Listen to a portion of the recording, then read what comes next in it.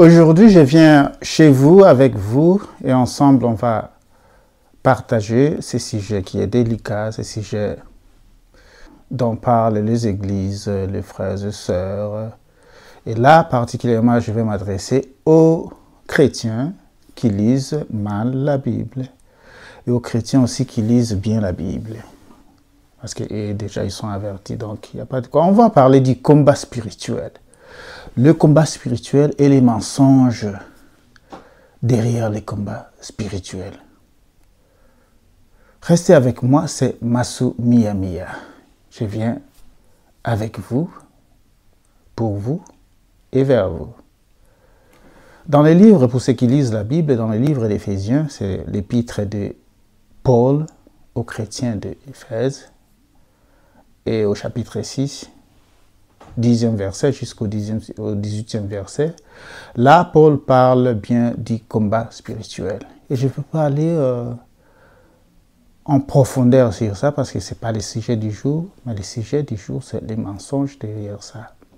Là, Paul parle de l'identité de l'ennemi. Il dit, nous n'avons pas à lutter contre la chair et les os. Voilà, il nous donne l'identité de l'ennemi. Et selon Paul, selon cette parole qui est dans la Bible, écrite par Paul, l'ennemi, ce sont des dominations. Donc l'ennemi est invisible. L'ennemi n'a ni chair ni os. Les dominations, les autorités, le prince du monde des ténèbres, les esprits méchants. Donc ça, c'est l'identité de l'ennemi.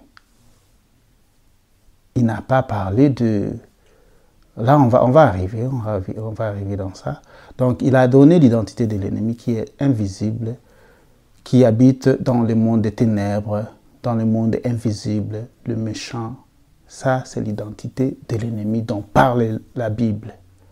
Et les enfants de Dieu ont pour ennemi ces gens d'esprit, ces genres d'autorité et de domination.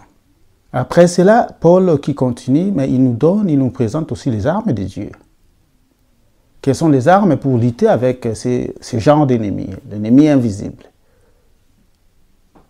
Et les armes que Paul nous donne sont la vérité, la justice, le zèle de l'évangile, la foi qui est par-dessus tout, et la parole de Dieu.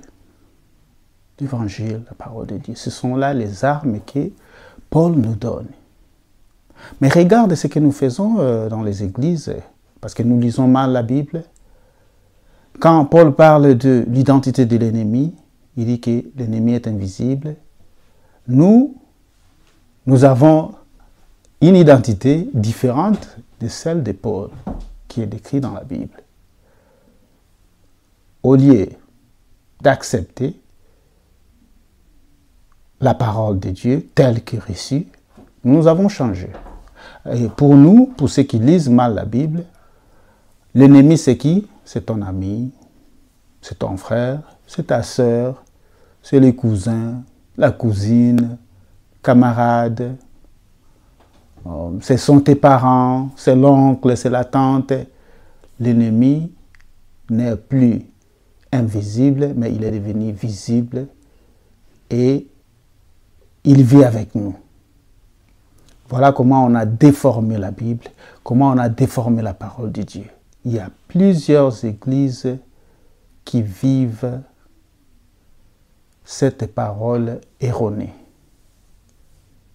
Ils ont tordu la parole de Dieu, ils ont remplacé la parole de Dieu par leur propre parole.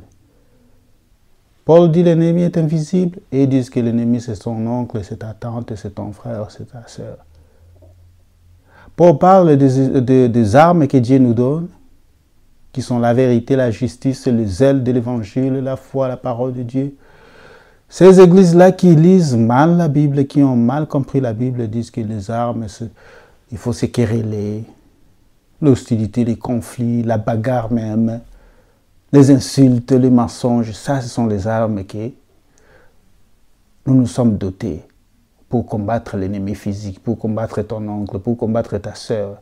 c'est lui les démons, c'est lui qui te jette de mauvais sorts, c'est lui qui fait ça, c'est elle qui a fait ça, c'était... Non, Paul ne parlait pas de ça.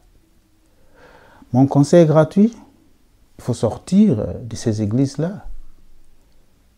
Essayez de vous asseoir et de parler de ces problèmes-là. Si ça ne marche pas, sortez de ces églises-là.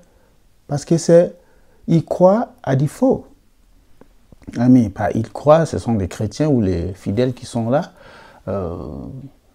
Ils croient à ce qui n'est pas la parole de Dieu. Ils ont tordu la parole de Dieu. Ils ont changé la parole de Dieu pour leur satisfaction. Toute église qui te dira que c'est ton oncle, c'est ton ami, c'est ton cousin, c'est ton neveu, ta nièce, ton oncle, ce sont eux tes ennemis, il faut sortir de cette église-là parce que ce n'est pas biblique.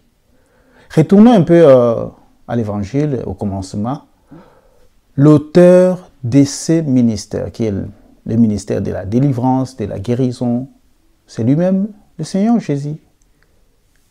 Mais est-ce que pendant son époque, quand il exerçait encore son ministère, y avait-il pas d'oncles, de tantes, de cousins, cousines? Ils étaient là. Mais pourquoi il n'a jamais, en aucune fois, cité ou mentionné que c'est ton cousin qui t'a fait ça?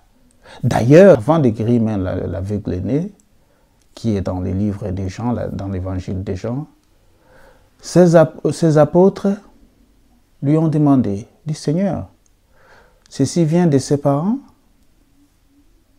Ce sont ses parents qui sont la cause de ceci? Mais il a dit non. C'est pour que la gloire de Dieu se manifeste. Par là, il voulait dire que non, moi, il est né de cette façon-ci, afin que moi, je vienne et que je les guérisse, j'ouvre les yeux de cet aveugle-né pour accomplir la parole de Dieu qui a été déjà écrite depuis longtemps. Donc, il n'a pas mentionné, il n'a pas confirmé que ce sont ses parents, c'est sa famille qui a fait qu'il soit aveugle. Donc, cher lecteur de Bible erroné, arrêtez de modifier l'évangile, de modifier la parole de Dieu. Les armes sont la vérité, la justice, le zèle de l'évangile, la foi, la parole de Dieu. Et l'ennemi, c'est l'ennemi invisible. Ce sont les dominations, les autorités, le prince de ce monde de ténèbres, les esprits méchants. Ce n'est pas ton ennemi, ce n'est pas ton oncle, ce n'est pas ton ami, ce n'est pas ta soeur, ton frère. Non. Arrêtez d'enseigner la fausseté. Jésus revient bientôt. Répentez-vous et rentrez au commencement. Rentrez dans la parole de Dieu. Allez-y, dites-moi si vous avez aimé la vidéo. Allez-y dans la section des commentaires. Aimez, partagez et surtout abonnez-vous.